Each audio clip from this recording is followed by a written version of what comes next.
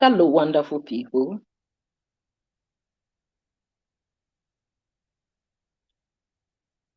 Welcome to Manson Network. We thank God it's Friday. We lost the match. We are packing home tomorrow. It's sad. Shade. Let me just share the video and then we start.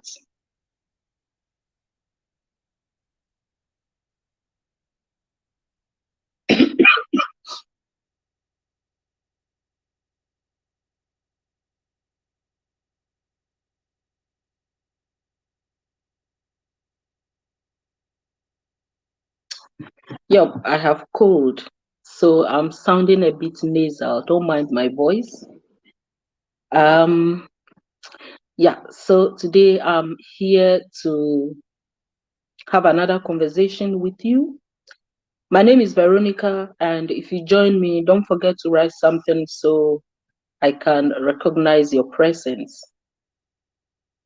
I believe that most of us on this platform that is Amma Manson Network.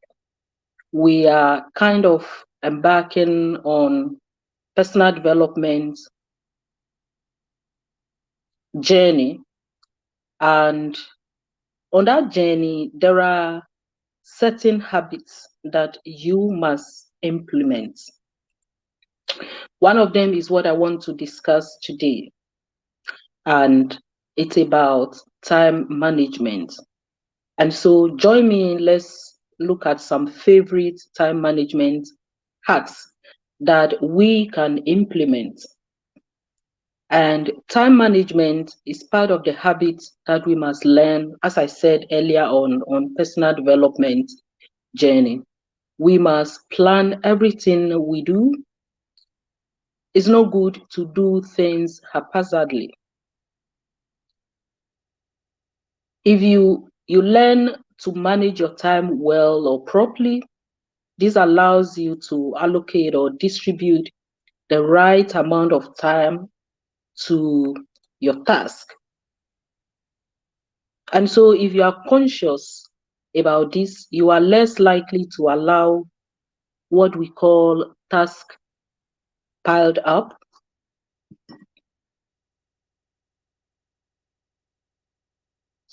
About this, you are less likely to allow.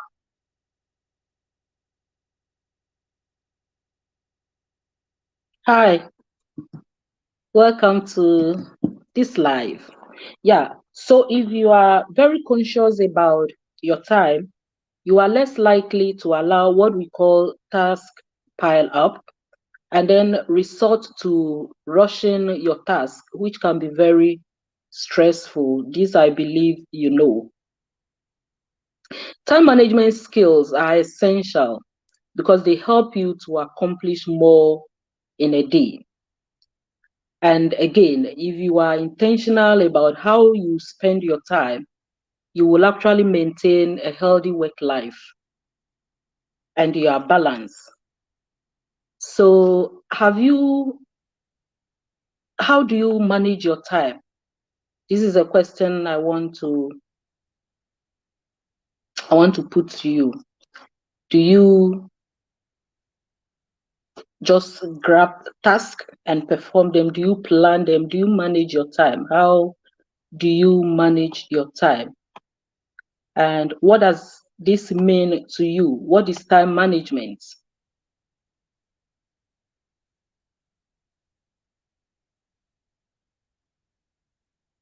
Hi, Love Nugget, you are here. Thanks for joining. Yeah, so time management basically means that using your time thoughtfully, you are conscious about how you use your time to improve productivity. And then I think we must not ignore this on our personal development journey, as I said earlier on.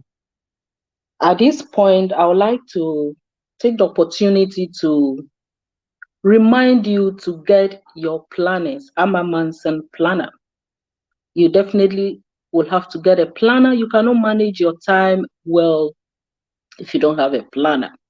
Using a planner actually helps with your time management and improve your productivity. With a planner, you will be relieved from stress because you know what to do and at what time. So you can clearly see the connection between the two. You cannot go on the journey, personal development journey, without using a planner. Call and then order your planner. Yeah. As I said earlier on, I believe that most of us on this network are going on the personal development journey. And so it is important to learn time management skills by hacking expected golden hours to be productive. I will be explaining very soon what golden hours means. And so time is something that is never enough for us. And it is the reason, one of the reasons why we tend to rationalize procrastination. Time is very precious, and time lost is never gotten back. So it is important for you to manage your time, to use your time consciously. If you, I will be giving you some tips. Some of us may know some of these tricks. And the question is, if we know, do we use them? But I just want to remind us that it's very important if you are on this journey to implement some of these time management skills. And number one, I'd like to begin with what we call identifying your golden hour. Your golden hour. It's actually a terminology that is used in photography and filming. So it is the final hour of the day when the lights become soft, but they are still vibrant and people look amazing on camera. You know, what is more about this time is that it doesn't take as much work for the gaffers.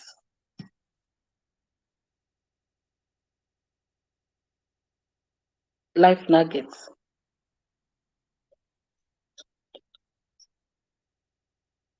Yeah, it can actually be sent to other countries. I live in Germany, but last year my own was posted to me. I also bought one for somebody in Ghana. So it doesn't matter your location, it can be posted to you anywhere you are. Just hit her DM and discuss that with her. It will be posted to you. Okay, so what I'm saying is during this time, a golden hour is actually a time that people look amazing on camera. And this is what the photographers and the gaffers refer to as golden hour. You know, it is the last hour before and the first hour after sunrise. So in filming, they refer to this hour as um, golden hour. You know, and this time provide a perfect light to capture stunning photos. So what it means is that it actually makes their work, photography, very easy during this time, you know, because the light, backlighting, side lighting, the sunburst, and everything is perfect. And so it's at their disposal. You can also identify your golden hour. And this is an hour or a block time where you are super productive.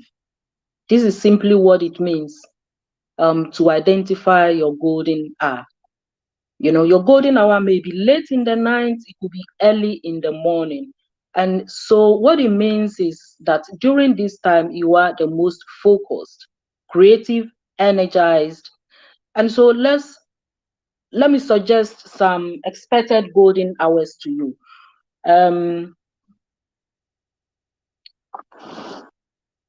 Nothing is wrong, nothing is right. If you maybe after this video, you could do some more research we may not be able to exhaust the list over here.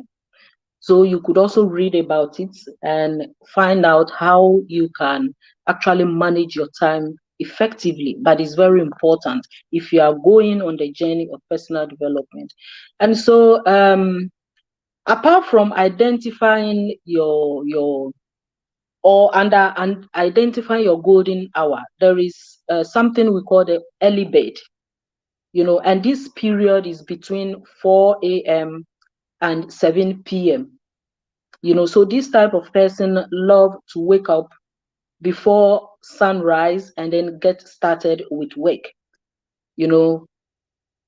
This person likes to start everything before every other person wakes up. And during this time, it's early in the morning, and so you are actually refreshed from your night rest. This time could actually be your golden hour, or it could be the night owl, the nocturnal bird.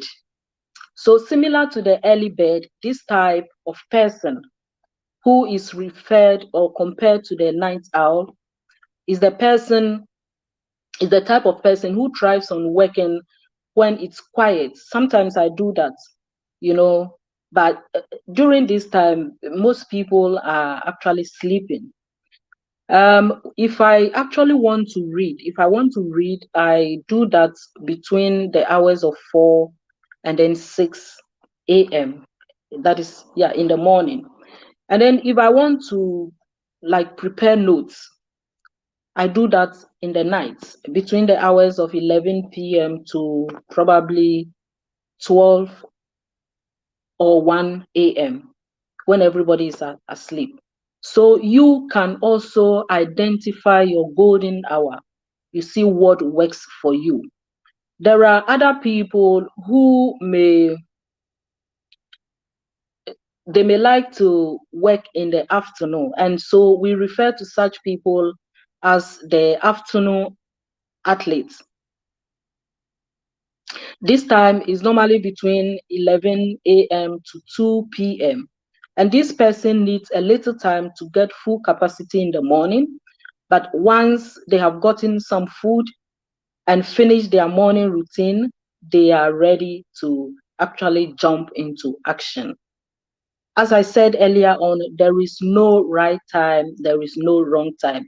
It is up to you to identify which time actually works for you. And this is what we call the golden hour. It is normally a time that you are energized, you are able to concentrate, you are able to be focused and productive. And so in filming, they refer to this hour as golden hour. So have some reflection and identify your golden hour. Apart from identifying your golden hour, there is something that we also call time confetti. Time confetti. Have you ever heard about the word? Have you heard of the word before? Time confetti. You try to avoid time confetti. And this refers to the situation where you want to do different things at the same time. You remember that saying, jack of all trades, master of none. You try to do so many things at the same time. And this happens when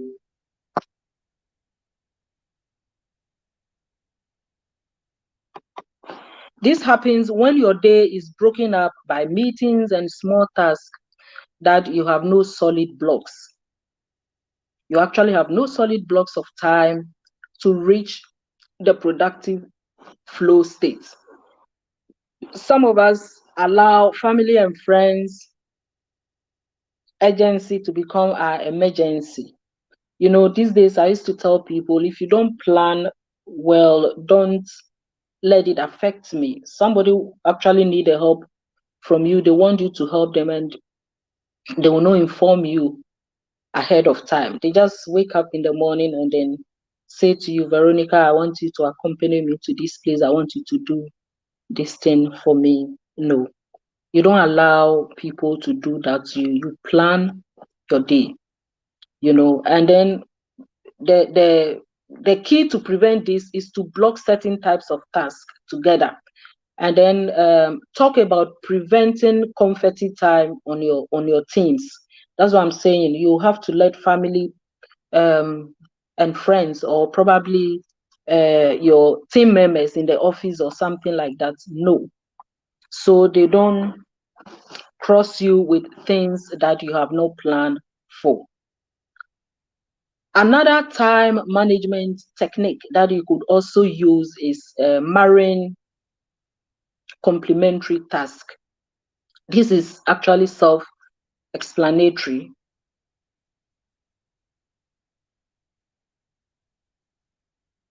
Marrying task is when you combine two things that you can do at the same time without sacrificing their quality.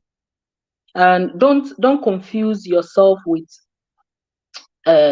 marrying task and then multitasking. They are two different things. This actually involves one task that requires less mental focus, and another that requires more physical activity. So example could be like walking, cleaning, cooking, and one activity that challenges your mind but doesn't require much from your physical, like talking on the phone, listening to audiobooks, or watching a video. Sometimes I do that when I'm actually cooking. I try to watch some of the videos that I'm not able, important videos, educative ones that I'm not able to watch during the day. So let's look at some typical examples of task marrying. You could be listening to podcast while you cook dinner, like I've just told you, or calling a loved one while you go for a walk, listening to an audiobook whilst you're driving, or watching a TED talk whilst you are at the gym.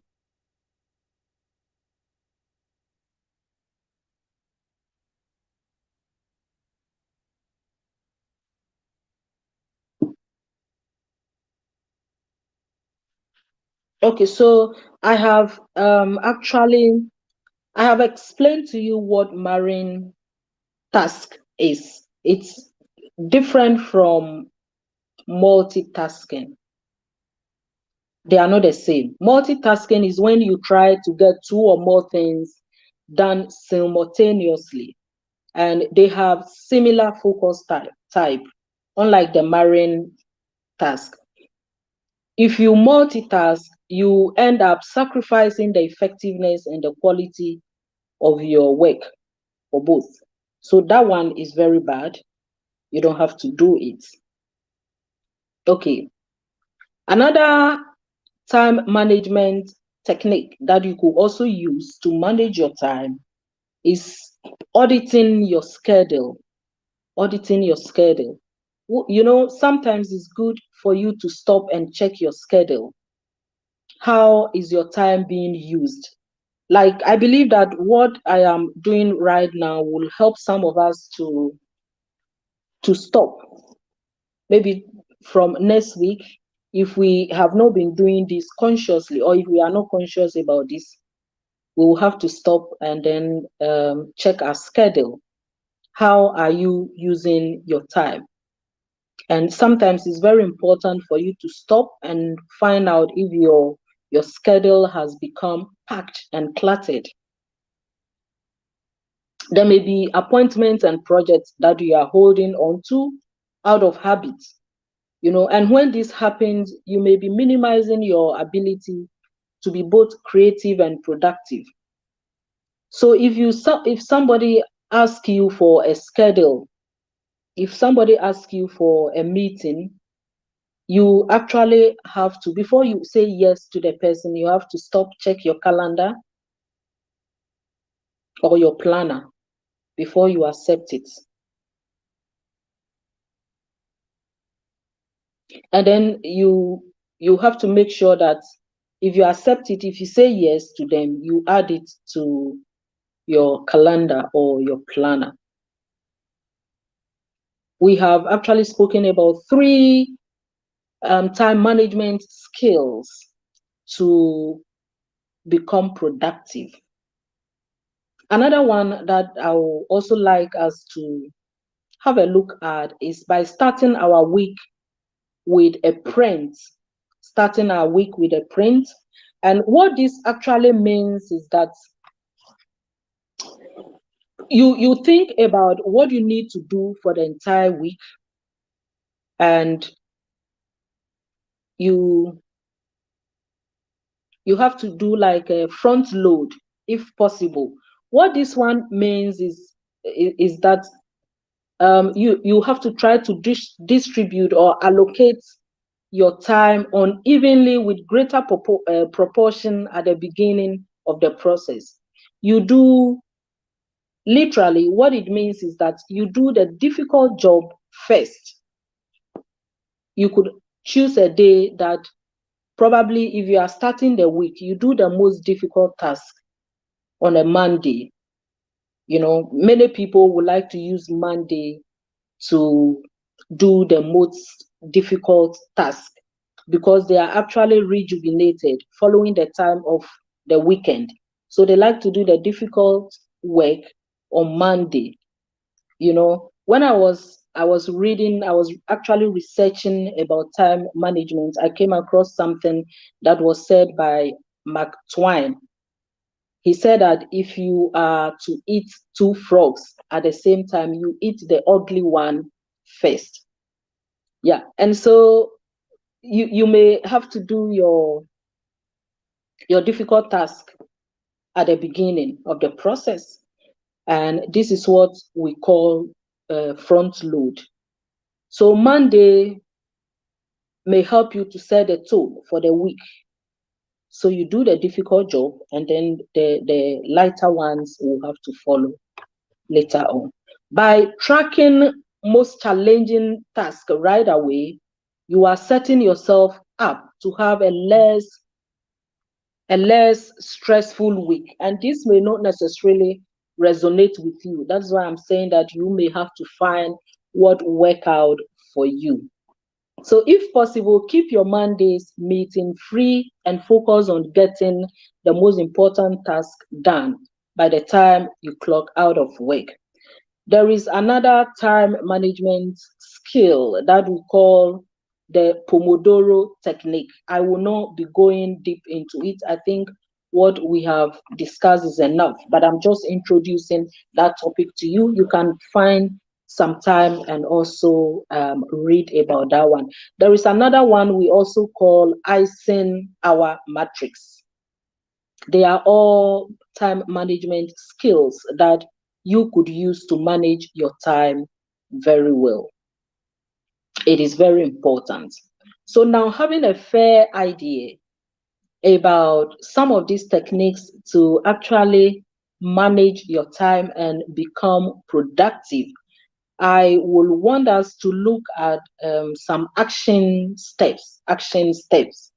They are actually action steps from what we have discussed earlier on. Number 1 action step. So,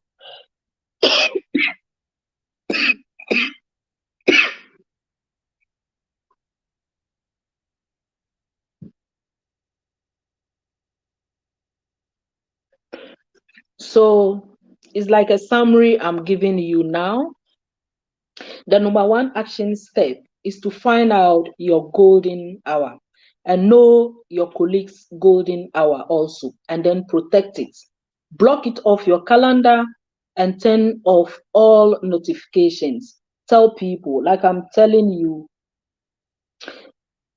sometimes people, they don't allow people's urgency to become your emergency. If people refuse to plan, don't let it affect you. So you block your golden hour. Let your friends know that at this time I am not free, I am busy during this time. For instance, I try to know the schedule of most of my friends. There are certain hours I'll not call my friends because I know that they may be busy during that time. I actually have a time that I call some of my friends. Yeah, I know their schedule and I don't bother them during certain um, time period. So you block your golden hour and then you tell your friends, let them know so they don't bother you. Yeah, during those times. Action step 2, make at least a weekly recurring 2-hour do not disturb slot in your calendar or in your planner. And then you do the name tag, do not disturb. You have to block it and do something like deep work or focus time. So colleagues, they know your goal and they will not bother you.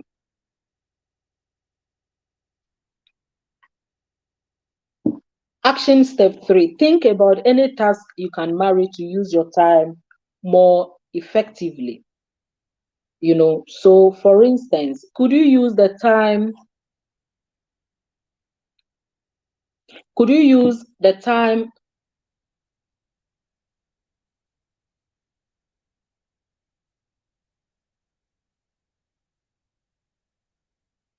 yep.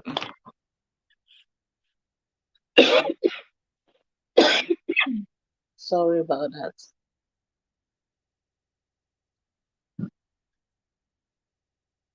Yeah, so we're talking about action step 3.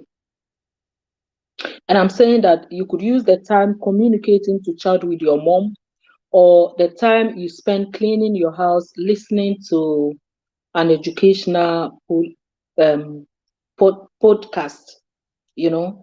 It's a form of marrying task.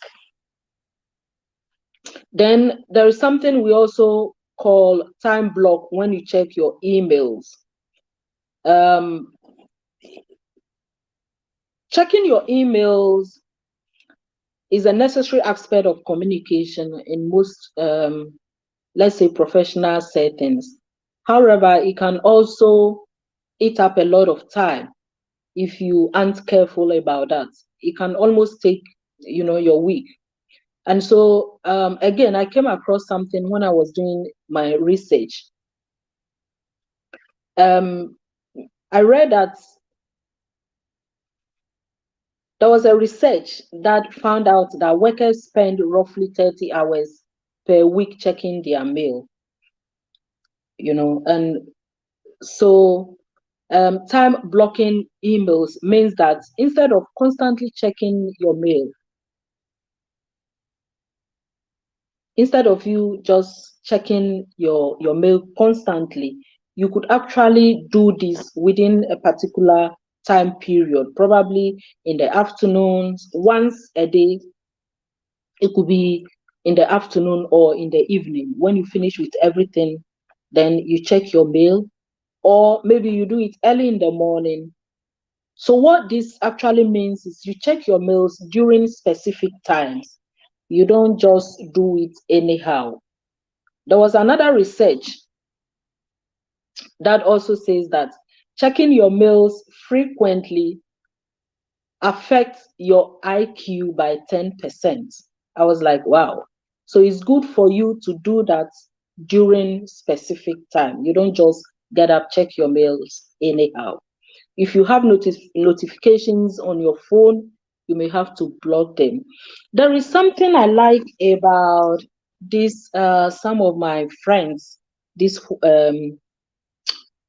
whites, they like some of them, I